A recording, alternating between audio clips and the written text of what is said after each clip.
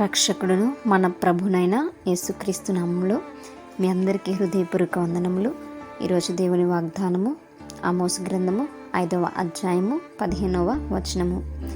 కీడును ద్వేషించి మేలును ప్రేమించుచు గుమ్మములలో న్యాయము స్థిరపరచుడి. ఒకవేళ దేవుడును సైన్యములకు అధిపతినగు యెహోవా యోసేపు సంతతిలో శేషించిన వారి యందు కనికరించును. హల్లెలూయా. మరి మానవులుగా మనం ఈ లోకంలో జీవిస్తున్నాం కదండి. అయితే మనం మానవులుగా జీవిస్తూ ఉన్నప్పుడు మనం ఏమి చేయాలి, ఏమి చేయకూడదు అనేటువంటి విషయము దేవుడు చాలా క్లియర్గా మనకి ఇక్కడ తెలియచేస్తూ ఉన్నారు. మరి మనము మన శత్రువులు ఎడల కానీ, మన పొరుగు వారిని కానీ, మన సహోదరుల ఎడల కానీ ఒకవేళ వారికి కీడు చేయాలనేటువంటి ఆలోచన కనుక మనకు వస్తే అలాంటి ఆలోచనలు ద్వేషించి వాటికి దూరంగా మనం జీవించాలి. మనం ఇతరులకు మేలు చేయాలి అనేటువంటి ఆలోచన మనము ఆలోచించాలి. మనం ఇతరులకి ఆలోచన చేసినప్పుడు ఇతరుల కోసము మనము మేలు చేయాలి అనేటువంటి ఆలోచన మనకు రావాలి, కానీ కీడు చేయాలి అనేటువంటి ఆలోచన రాకూడదు.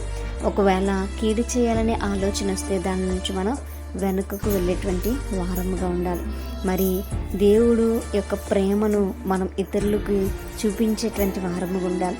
మరి వారు చెడ్డవారే కావచ్చు, వారు మన పైన మరి పగ పట్టిన వారు కావచ్చు, లేదా మన శత్రువులుగా ఉన్నటువంటి వారు కావచ్చు. అయినప్పటికీ కూడా మనం ఇతరుల పైన మరి కీడు చేయడానికి మాత్రం కూడా ముందుకు వెళ్ళకూడదు.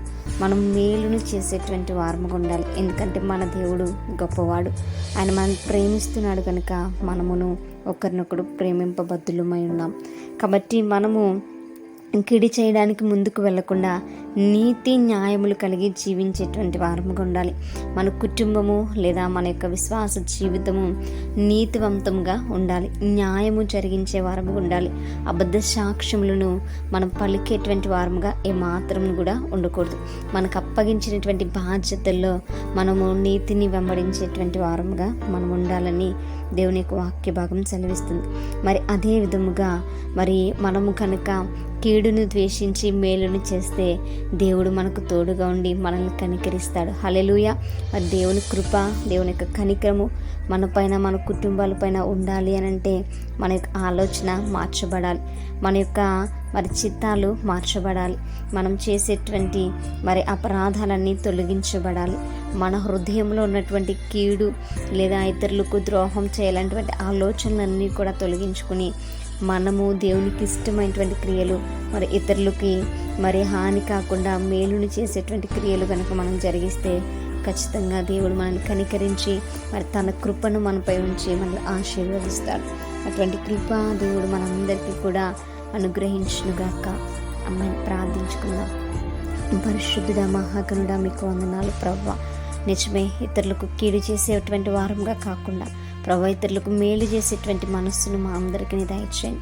ఆ నీతిని న్యాయమును ధరించుకునేటువంటి వారముగా, నిన్ను పోలి నడుచుకునేటువంటి బిడ్డలుగా మమ్మల్ని ఉంచమని, మా ప్రార్థన ఆలకించి అంగీకరించమని ప్రార్థన దయచేసి మీ పాద సన్నిధికి చేర్చుకోమని యేసయ్య అతి పరిశుద్ధ నామంలో అతి మిక్కిలివనేముగా బ్రతిమలాడి వేడుకుని పొంది ఉంచిన మా ప్రియ పరలోకపు మా కన్న తండ్రి. ఆమేన్. Praise the lord everyone. May God bless you all.